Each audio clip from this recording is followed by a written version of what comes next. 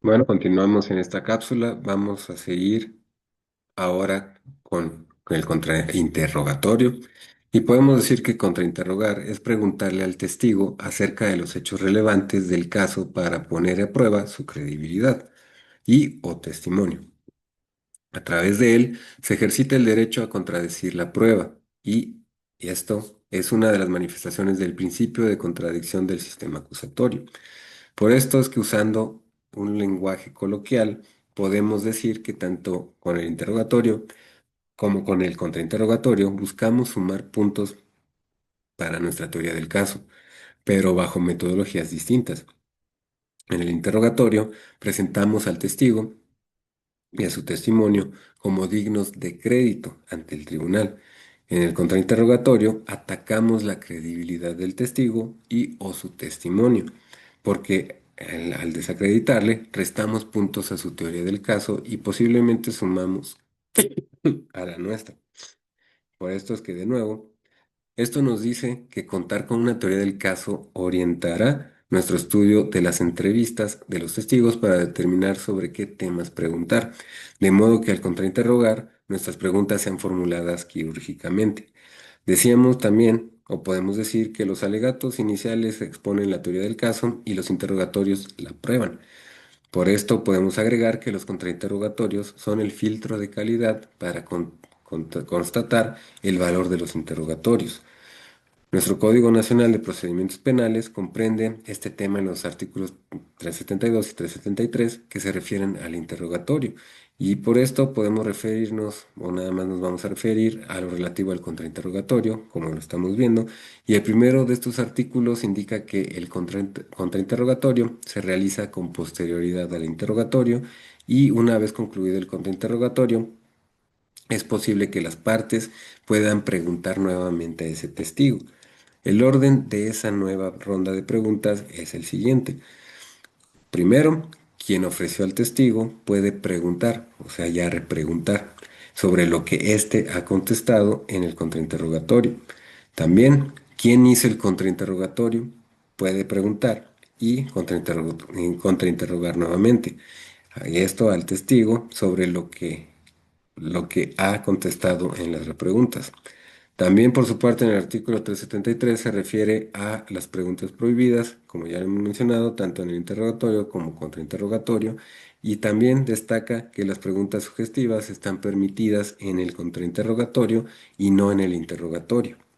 También brinda lo que dijimos o lo que hemos estado mencionando, que es una regla fundamental para el desarrollo del interrogatorio y contrainterrogatorio, y solo se pueden hacer preguntas a los testigos respecto a lo que han declarado durante la investigación, si consta en algún registro, también lo que han manifestado en el juicio y si pretende acreditar lo dicho u ofrecer prueba de refutación. Y esto es especialmente importante porque las entrevistas de los testigos nos permiten identificar lo que dijeron y plantear y planear así el contrainterrogatorio. Más y por esto también podemos decir que la finalidad del contrainterrogatorio es que los interrogados pasen por un tamiz, una especie de control de calidad que le brinda al tribunal de enjuiciamiento certeza sobre la información producida por los testigos. Y por eso también podemos decir que una vez desarrollado el interrogatorio, los jueces conocen tres aspectos sobre el testigo: quién es, por qué debería creerle y qué es lo que sabe. Pero sucede que en el interrogatorio, quien ha formulado las preguntas es el abogado que propuso a ese testigo. La cuestión es, ¿basta el interrogatorio para creer en el testigo y en su testimonio? Por eso también podemos decir que el contrainterrogatorio, como control de calidad, podemos decirnos o podemos, antes de contestarnos esta pregunta, podemos decir o preguntarnos si la teoría de la relatividad general presentada por Einstein en 1915 fue aceptada por la comunidad científica reunida en la Real Academia de Ciencias Prusianas solo porque Einstein lo propuso. O en 1962, cuando los Beatles cambiaban de baterista, John y Paul aceptaron a Ringo solamente porque éste les dijo que sabía interpretar adecuadamente sus instrumentos. Y hablando de fútbol, el Real Madrid pagó por Bale o Ronaldo, más de 100 millones de dólares en tal año, no sé, y lo que representa el fichaje más caro en la historia, solo porque él, este jugador, agente o el agente, les dijo que era muy bueno. La respuesta a estas interrogantes es que no. Entonces, estas tres ejemplos que pusimos revelan una necesidad de un filtro evaluador de la información. Y esta es la función del contrainterrogatorio. Para creerle al testigo no basta con que responda al interrogatorio y cuente su historia. El testigo puede decir lo que quiera en el interrogatorio, pero será después con el contrainterrogatorio, tras la puesta a prueba de su credibilidad y el testimonio, que los jueces van a poder creer en él y en lo que dice.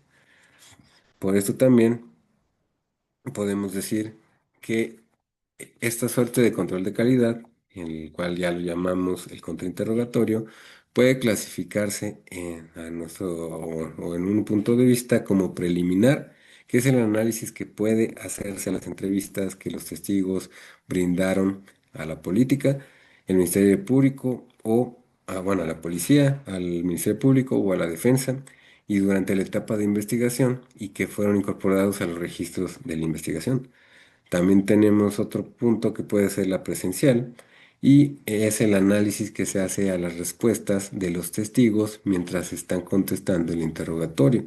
Y para esto hay que prestar también atención al interrogatorio que hace la contraparte y entrevistas y respuestas al interrogatorio que son analizadas para decidir si se contrainterroga o no.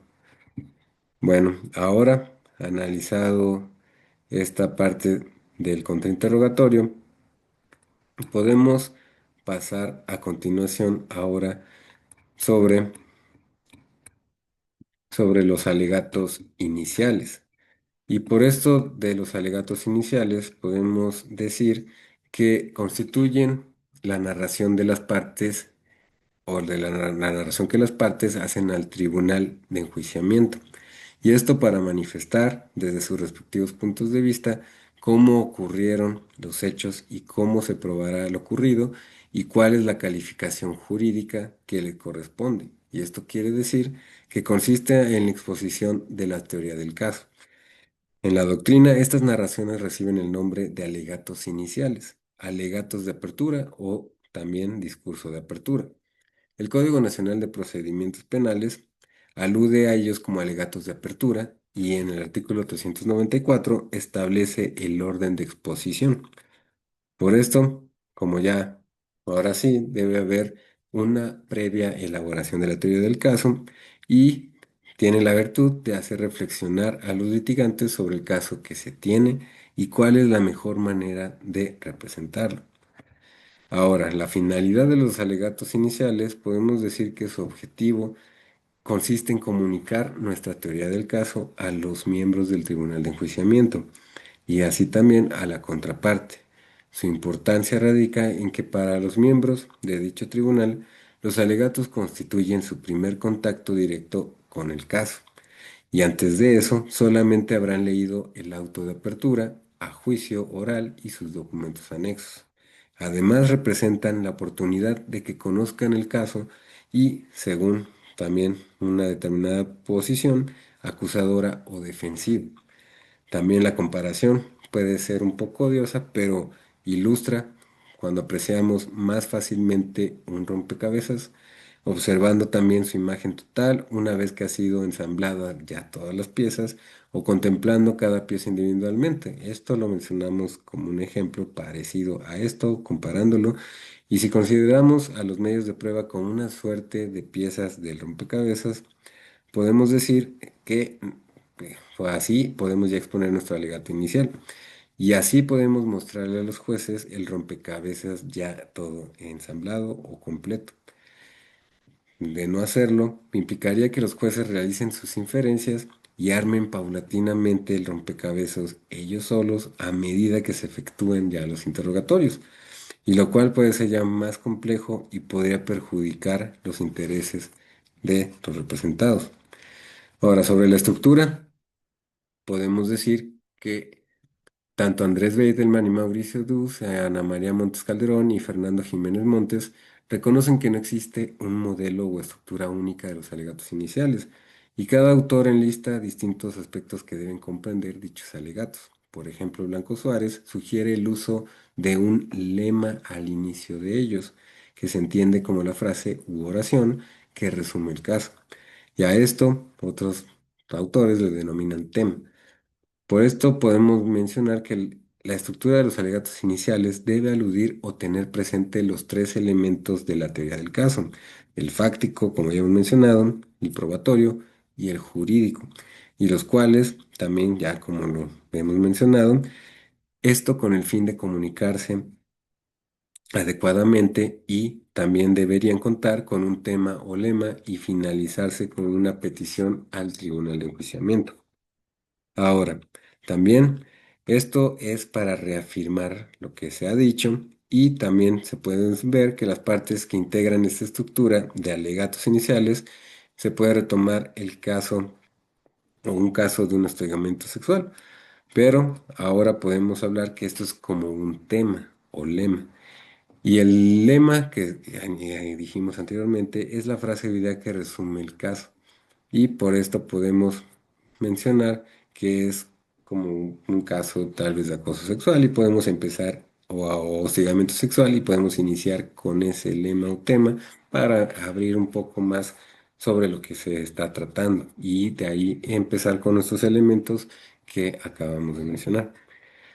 Ahora, hasta aquí vamos a ver esta parte en esta cápsula, pero vamos a continuar en la siguiente cápsula todavía hablando de estos alegatos iniciales.